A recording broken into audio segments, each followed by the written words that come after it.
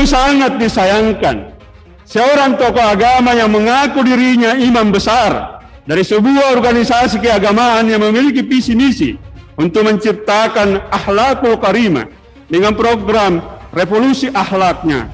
Akan tetapi dari semua ucapannya sangat bertentangan dengan program revolusi akhlaknya. Tokoh agama yang mengaku imam besar dengan kata-kata biadab, tidak beradab, keterbelakangan intelektual, pandir, dan seterusnya. Yang mulia, ya, saya juga ingin menyampaikan protes yang mulia.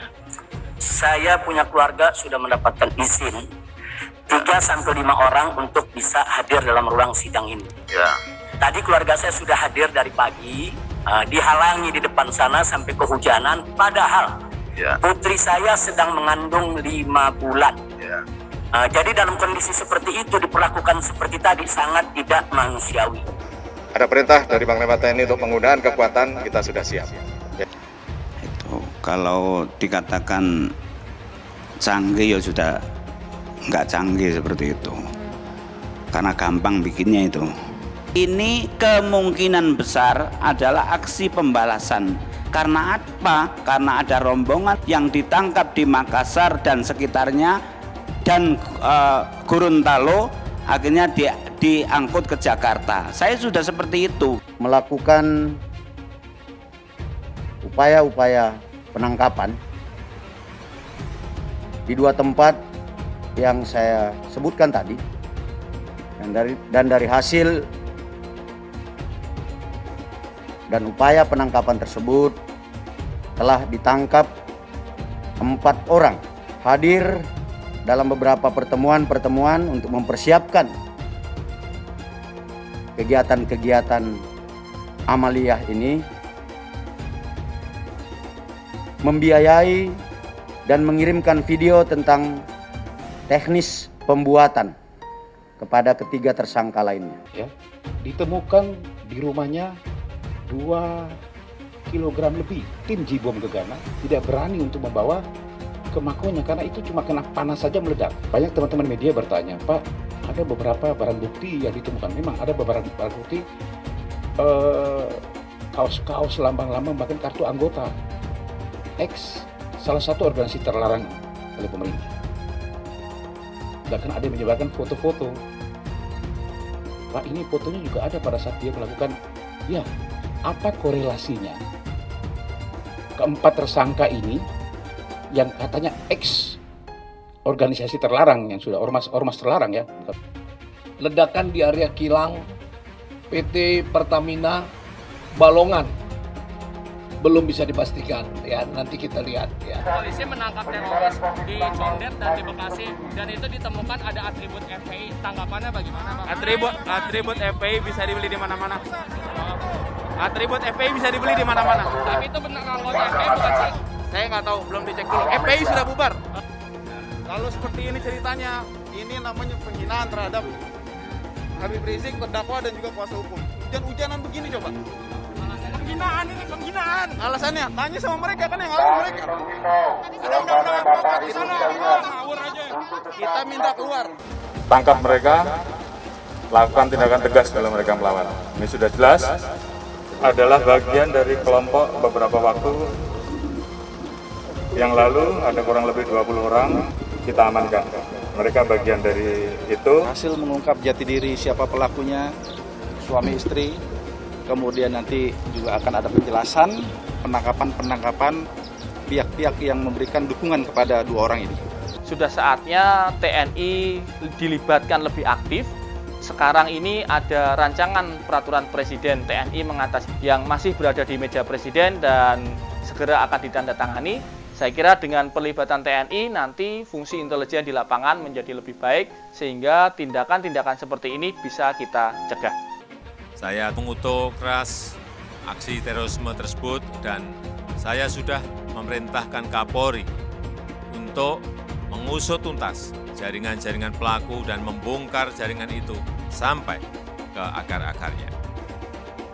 Kenapa ada lu kita jadi masalah gitu? Alasannya ngomong kasar, ngomong apa, bukan. Asal transparansi saja kamu nggak suka. Ngomong apa adanya kamu nggak suka. Nah, Kita ini terlalu banyak oknum. Dia cuma disuruh yang Menteri BUMN ngawasin. Kalau ditanya lebih efektif mana, dari awal saya sudah bilang, kalau mau eksekutor ya saya jadi dirut. Tapi persoalannya kalau saya jadi dirut, ribut. Kadrun-kadrun mau demo, mau bikin gaduh lagi republik ini gitu loh. Komisaris di BUMN itu sebetulnya itu ibarat neraka lewat, surga belum masuk. Nah ini jadi buat saya, ini susah sekali di posisi seperti ini. Kenapa? Kita kencengin, mereka tuh ngeyel, ngeles. Hal dia minoritas, dia mulai. Kau pertama kafir, kedua goblok, kitab Bible Kristen itu bohong. Saya bukan mengatakan Bible Kristen fiksi, Bible Kristen itu palsu. Iya dong, kalau mau lawan orang-orang brengsek dia masih jadi penguasa lah. Takut. Nanti demo lagi nih, kalau Ahok mulai berkiprah. Kalau kalian benar, yang rasis-rasis kalau benar, saya berhenti berpolitik kok. Tapi kalau lu munafik, gue hajar, gue lawan, gue bilang. Supaya kamu mempunyai pengertian yang benar. Sama seperti saya mempunyai pengertian benar tentang Allah. Sebenarnya menista agama lagi. Kan Arab kan dianggap khusus. Jadi orang bilang, Cina kafir. Kafir lo, Cina lo, pulang ke Tiongkok. Kalau dari keyakinan kan Arab paling khusus. Sehingga orang lebih pilih keturunan Arab daripada Cina. Cina lebih bawah kok pangkatnya. Kecuali Arabnya Kristen. Nah, itu repot deh. Pernah tak Ahok itu kerasukan setan? Tidak, setannya tidak. Karena sesama setan tidak orang saling menggoda. Setan. Karena di salib itu ada jin kafir. Haleluya. Saya nggak pernah mundur untuk kebenaran, keadilan, kejujuran. Dan peri kemanusiaan, gue nggak pernah mundur. Dan gue nggak pernah takut juga sama lu. Siapapun yang rasis, gue akan hadapin. Karena rasis itu tidak berperi kemanusiaan. Sama saya ditanya dulu kan, kamu nyesel nggak statement kamu di Pulau Seribu sehingga masih masuk penjara? Tidak pernah nyesel. Karena saya mengatakan kebenaran. Orang Islam yang baik itu yang menjadi teroris. Datangkan kiai siapa, ustaz siapa, bahwa orang Islam itu haji jadi teroris. Nabi Muhammad dulu juga bukan cuma dakwah ya, beliau juga dagang gitu loh. Mengerti tentang saham, wah ini anak S2 kalah ini. Saya kira itu yang paling penting gitu, ngerti gimana trading saham. Apalagi di saham lagi bullish, orang biasa pun jadi pinter semua sekarang. Karena masih cuan ini. Hai teman-teman, saya mau memperlihatkan transaksi saya hari ini lakukan trading. Ini bukti transaksi saya setiap bulannya saya melakukan penarikan ratusan juta rupiah. Semua keuntungan dalam melakukan trading dan investasi bisa kalian pelajari dari kelas trading. Kalau saya bisa, kalian juga bisa guys. Oke, itu yang mau saya tunjukkan. Like video ini sekarang juga dan gunakan link di kolom deskripsi. Bukan cuma itu saja, transaksi tidak dikenakan fee, baik itu investasi saham, trading forex, komoditas, bitcoin, binary option, dan lainnya. Untuk melakukan trading atau investasi, langkah pertama adalah membuka account, pilih saham, tentukan jumlah investasi, lalu beli. Setelah nonton video ini, ayo buka sekuritas hari ini, gratis, cepat, dan simple. Pastikan gunakan link di kolom deskripsi untuk mendapatkan kelas trading dan bantuan registrasi. Gunakanlah $10.000 di akun virtual untuk latihan. Promo kelas trading bisa kalian dapatkan jika deposit di bulan ini. Selamat menonton guys, enjoy! Hai semua, dengan saya Jonas Leong. Terima kasih banyak buat kalian, penonton setia yang selalu menonton di channel ini. Saya secara personal sangat menghargai waktu kalian. Dan saya sudah menganggap kalian sebagai family karena kalian selalu support di channel ini. Bagi kalian yang selalu menuliskan opini kalian di kolom komen, saya baca komen kalian satu persatu. Saya baca komen kalian untuk mengetahui opini kalian, tanggapan kalian, dan masukan kalian sangat berguna untuk video selanjutnya. Terima kasih banyak buat kalian yang selalu menekan tombol like di awal video. Video seperti ini membutuhkan waktu dan juga research. Dan ini semua gratis untuk kalian. Jadi pastikan kalian menekan tombol like-nya supaya saya mengetahui kalian menyukai konten yang saya bagikan. Yang mulia, ya. Saya juga ingin menyampaikan protes yang mulia. Saya punya keluarga sudah mendapatkan izin 3-5 orang untuk bisa hadir dalam ruang sidang ini. Ya. Tadi keluarga saya sudah hadir dari pagi, dihalangi di depan sana sampai kehujanan. Padahal putri saya sedang mengandung 5 bulan. Jadi dalam kondisi seperti itu diperlakukan seperti tadi sangat tidak manusiawi. Nah, makanya akhirnya di bagian ini pun mereka tidak bisa hadir. Jadi saya protes keras perlakuan-perlakuan seperti ini yang mulia bisa dijadikan perhatian oleh majelis hakim yang mulia agar tidak terulang. Baik ya. Makasih masukannya, makasih informasinya. Itu nanti akan dirapatkan ya, akan dibicarakan oleh panitia di dalam dengan aparat keamanan itu ya. Tapi kami masih tetap meminta Yang Mulia agar kami diberikan kesempatan untuk memberikan jawaban walaupun hanya 5 menit atau 10 menit daripada jawaban jaksa penuntut umum di akhir nanti setelah pembacaan, yaitu daripada jawaban yang kedua. Ya. Kami minta walaupun sebentar, walaupun secara lisan, agar kami bisa menyampaikan jawaban. Karena sebagaimana tadi Yang Mulia katakan, sidang ini terbuka untuk umum, secara nasional semua melihat. Ya. Semua menyimak dan semua juga ingin tahu apa jawaban kita. Walaupun hanya 5 menit untuk saya maupun 5 menit untuk penasihat umum, paling tidak di sana ada catatan yang perlu disampaikan. Terima kasih. Itu harapan besar kami kepada Majelis Hakim Yang Mulia. Terima kasih. Baik ya. Kalau mengenai ini yang terakhir, ini tidak bisa kami penuhi karena kita di sini bersidang itu ada hukum acaranya, KUHP. Jelas di pasal 156 itu, walaupun hanya satu kata ditambah, di sini berarti minta lagi juga di sana, akhirnya tambah panjang. Akhirnya kami tambah salah lagi gitu ya. Jadi tolong dimengerti, mohon maaf jangan ditambah-tambah lagi lah KUHP-nya. Dan itu kalau saya baca mengenai keberatan, saya kira sudah panjang lebar lah di situ ya, disampaikan. Kemudian ini juga dijawab atau ditanggapi itu berkaitan dengan konteks keberatannya gitu. Jadi saya kira udah cukup jelas. Kalau kita saling jawab menjawab itu tidak akan selesai itu. Sungguh sangat disayangkan seorang tokoh agama yang mengaku dirinya imam besar dari sebuah organisasi keagamaan yang memiliki visi misi untuk menciptakan akhlakul karimah dengan program revolusi akhlaknya. Akan tetapi dari semua ucapannya sangat bertentangan dengan program revolusi akhlaknya karena sering merendahkan orang lain. Dalam hal ini jaksa penuntut umum yang sering dimaki dan diumpat dengan kata-kata yang kurang pantas dari segi akhlakul karimah.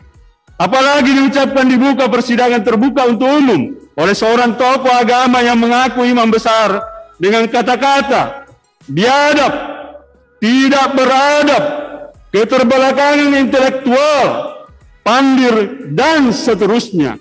Pada prinsipnya, semua manusia yang ada di dunia ini adalah ciptaan Allah Subhanahu wa Ta'ala yang memiliki kesamaan derajat di mata Allah Subhanahu wa Ta'ala. Dan yang membedakan hanyalah ketakwaannya.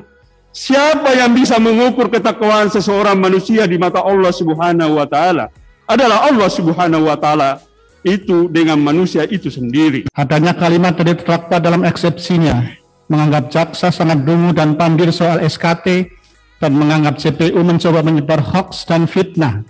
Kalimat-kalimat seperti ini bukanlah bagian dari eksepsi, kecuali bahasa-bahasa seperti ini digunakan oleh orang-orang yang tidak terdidik dan dikategorikan kualifikasi berpikir dangkal. Mengingat kata pandir menurut Kamus Umum Bahasa Indonesia, edisi ketiga terbitan Pusat Bahasa, Departemen Pendidikan Nasional, Balai Pustaka halaman 834, yang artinya bodoh, bebal, sedangkan kata dungu menurut Kamus Umum Bahasa Indonesia tersebut pada halaman 306 juga diartikan sangat tumpul otaknya, tidak mengerti, bodoh. Tidaklah seharusnya kata-kata yang tidak terdidik ini diucapkan, apalagi ditabalkan kepada jaksa penuntut umum. Sangatlah naif kalau jaksa penuntut umum yang menyidangkan perkara terdakwa dan kawan-kawan dikatakan orang bodoh, bebal, tumpul otaknya, dan tidak mengerti. Kami jaksa penuntut umum yang menyidangkan perkara terdakwa adalah orang-orang intelektual yang terdidik dengan berpredikat rata-rata strata 2 dan berpengalaman puluhan tahun di bidangnya. Untuk itu sebagai pelajaran kepada terdakwa, jangan mudah menjustifikasi orang lain, apalagi meremehkan sesama. Sifat demikian menunjukkan akhlak dan moral yang tidak baik. Tentunya penggunaannya Panglima TNI. Kita senantiasa satuan TNI selalu kita siapkan sewaktu-waktu ada perintah dari Panglima TNI untuk penggunaan kekuatan, kita sudah siap. Ya, intinya kita menyiapkan saja. Jadi untuk penggunaannya nanti tergantung dari perintah Panglima TNI yang sekarang beliau lagi di sana. Jadi sewaktu-waktu diperintahkan kita harus selalu siap. Jadi saya kira tidak hanya Denjaka pasukan khusus saja, KRI-KRI kita juga prajurit kita yang untuk melaksanakan tugas sesuai dengan yang diperintahkan Panglima TNI juga kita siap semuanya. Ya, termasuk kemarin yang Karisim, MTF yang sekarang sedang menuju ke Beirut, ini juga kita siap untuk sewaktu-waktu tugas-tugas yang akan diemban. Jadi saya ini adalah salah satu daripada teroris yang mengobarkan aksi teror pertama kali. Kalau dikatakan canggih ya sudah nggak canggih seperti itu, karena gampang bikinnya itu. Jadi itu bukan canggih, tetapi yang terjadi adalah bunuh dirinya ini. Nah, dari pengalaman yang saya tahu, ini terulang lagi, bahkan lebih memprihatinkan, yaitu dengan cara bunuh diri. Apa tuh yang terjadi sebetulnya? Sering saya sampaikan, sosialisasi terhadap terorisme di Indonesia ini penting sekali. Kenapa harus sosialisasi? Supaya masyarakat, terutama masyarakat Indonesia itu ngerti benar apa toh faktanya terorisme itu. Ketika masyarakat tidak tahu terorisme apa atau apa yang terjadi di Indonesia ini, akhirnya tidak tahu. Ketika ada teroris yang masuk di kalangan mereka, mengajarkan paham pemikiran mereka, tidak ada yang mengantisipasi atau kurang mengantisipasi. Karena apa? Masyarakat masih banyak yang tidak tahu. Begini, untuk melakukan aksi bunuh diri itu sampai sekarang masih banyak yang rebutan untuk daftar. Jadi bagi masyarakat nggak usah heran. Tetapi apa yang perlu kita antisipasi itu apa? Jadi supaya masyarakat ini tidak memiliki pemahaman yang seperti itu sampai ke arah situ. Itu sampai sekarang masih banyak yang rebutan mendaftar. Jadi yang diniatkan itu untuk melakukan aksi jihad. Ketika melakukan aksi jihad ini pahalanya besar sekali. Yang kedua, ketika mati maka dia adalah mati syahid, mati yang paling mulia. Nah itu, jadi itu dua tujuan itu yang menyebabkan banyak yang mau. Nah, yang perlu diantisipasi ini adalah apakah aksi seperti itu masuk aksi jihad yang benar atau tidak. Nah ini mari kita bersama-sama untuk memahamkan. Mengebom gereja itu ada tujuannya. Apa tujuannya? Ini kan programnya Hambali yang sekarang dipenjara di Guantanamo, senior saya di Afghanistan. Apa tujuannya? Hanya memberi peringatan kepada umat Kristen karena kejadian Ambon dan Poso. Jadi waktu itu hanya memberi peringatan. Maka bom yang kami buat bom kecil-kecil dan kami letakkan di tempat yang kosong karena hanya memberi peringatan kepada umat Kristen karena kejadian Ambon dan Poso. Walaupun akhirnya kami juga introspeksi, bukan kami pribadi, tapi jaringan kami Jamaah Islamiyah pada waktu itu ketika kami diketahui bahwa kami sebagai pelaku, kami dihabisi. Artinya dihabisi bahwa aksi jihad yang semacam itu adalah salah, enggak benar. Kita saja sebagai pelaku saja masih pro dan kontra. Apalagi masyarakat secara umum. Jadi apa panjang ceritanya. Nah, oleh karena itu selama 18 tahun ini selalu saya kampanyakan, mari kita ini sadar. Para jihadis mari kita ini sadar. Kemudian sekarang di Makassar sekeluarga itu kalau menurut saya itu mendahulukan hawa nafsu. Apa hawa nafsunya? Hawa nafsunya adalah dia ingin melakukan aksi jihad yang bagaimana bisa menakuti, lebih menakuti lagi pihak-pihak yang dianggap sebagai musuh. Saya sebagai orang yang sadar selalu saya menyampaikan klarifikasi, memahamkan kepada mereka kenapa kami ditangkap oleh polisi. Kami ditangkap polisi itu bukan karena sebagai ustadz, bukan karena sebagai aktivis Islam, bukan karena kami mendakwakan negara Islam, bukan, tapi karena kami sebagai pelaku aksi teror, yaitu melakukan pengeboman di Bali. Itu berkali-kali saya sampaikan supaya tidak salah. Pihak teroris ini baik yang alirannya Al-Qaeda ataupun alirannya ke ISIS itu terutama di Indonesia ini kan masih mengkaitkan dengan peristiwa Ambon dan Poso. Hal ini juga sering sudah saya sampaikan, saya klarifikasi. Permasalahan Ambon dan Poso itu sudah selesai. Hal itu terus sampai sekarang ini. Maka begitu saya dengar berita kemarin tentang aksi bom bunuh diri di depan katedral di Makassar, itu langsung dalam benak saya ini kemungkinan besar adalah aksi pembalasan. Karena apa? Karena ada rombongan teroris yang ditangkap di Makassar dan sekitarnya, memahamkan kepada orang bahwa ini loh ada kedoliman yang dilakukan oleh pihak tersebut. Nah seperti itu. Nah makanya semuanya harus mengantisipasi hal-hal yang semacam itu. DKI Jakarta bersama jajaran Reserse Kriminal Umum Polda Metro Jaya telah melakukan upaya-upaya penangkapan di 2 tempat yang saya sebutkan tadi, dan dari hasil dan upaya penangkapan tersebut telah ditangkap 4 orang. Yang pertama ZA, laki-laki, umur 37 tahun. Adapun peran dari saudara ZA adalah membeli bahan baku dan bahan peledak seperti aseton,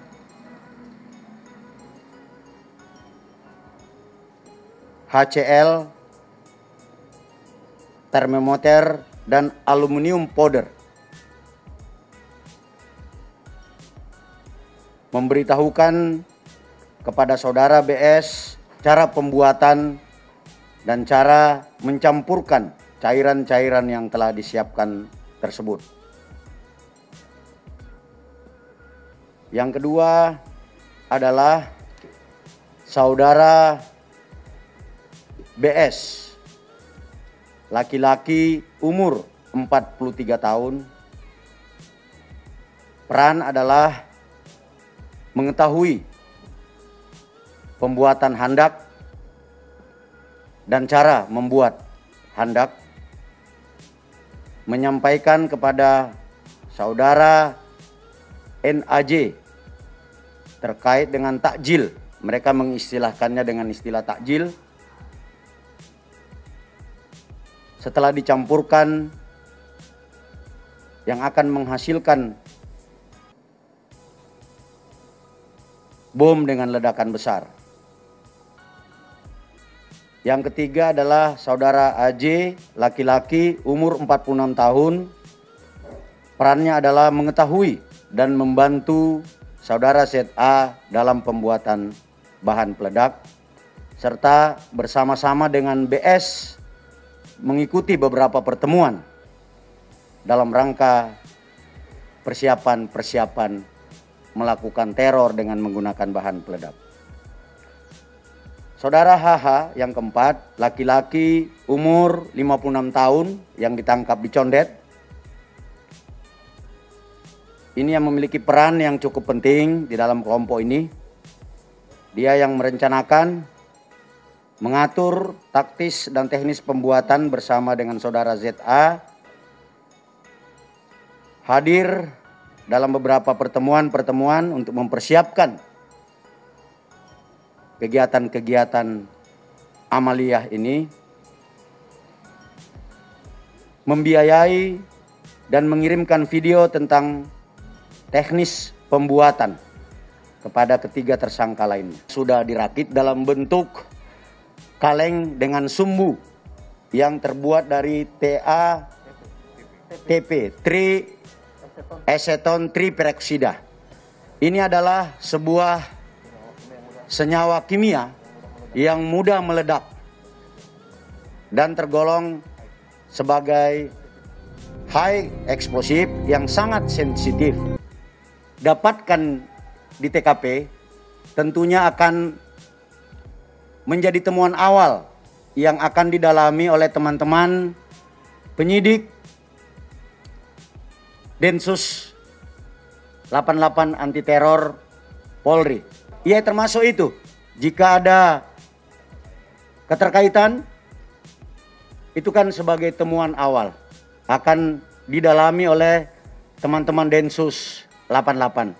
Nanti perkembangannya Pak Yusri dan tentunya nanti dengan Divhumas dan Densus 88 akan memberikan penjelasan terkait dengan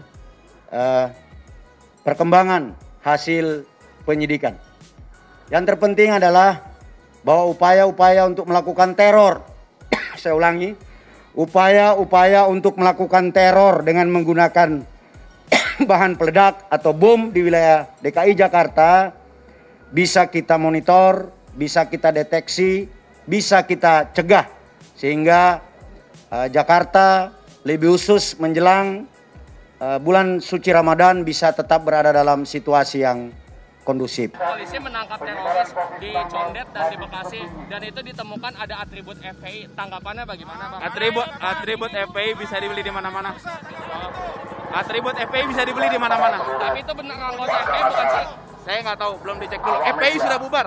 Hai teman-teman, saya mau memperlihatkan transaksi saya hari ini lakukan trading. Ini bukti transaksi saya, setiap bulannya saya melakukan penarikan ratusan juta rupiah. Semua keuntungan dalam melakukan trading dan investasi bisa kalian pelajari dari kelas trading. Kalau saya bisa, kalian juga bisa guys.